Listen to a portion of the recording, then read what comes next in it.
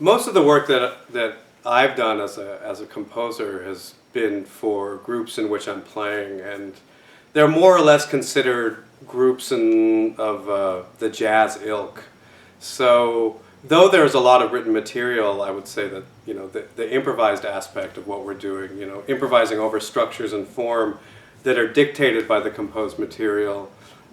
makes up a majority of what the output ends up being. So that is to say, if I write a tune and we play on it for 10 or 15 minutes, there are always elements of the structure and melody present at all times, with the actual written material might really only be 30% of what is heard.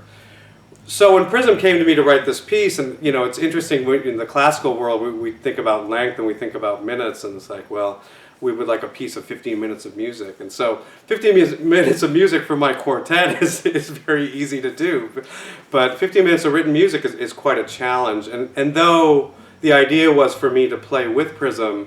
I really wanted to feature them and get inside of the saxophone quartet sound, both from a point of view of a base on which to improvise a little bit, but also as a composer, how can I fit into the ensemble as a fifth member, as it would be for a few nights or for a weekend. So it was all a very interesting challenge to me, and South Indian music has been very influential on my work as much as the great tradition of jazz, and that has come across in ways that are much more subtle, and has come across in ways that are much more overt, playing with Indian musicians who are playing Indian instruments. And I wanted to find ways of bringing that to this group in more subtle aspects. And so there is a lot present, both rhythmically and a bit structurally, that is coming from South Indian music, but there is also this heavy sense of groove that's coming from more like Western popular music, or R&B or funk or soul. And so it's been an interesting challenge, and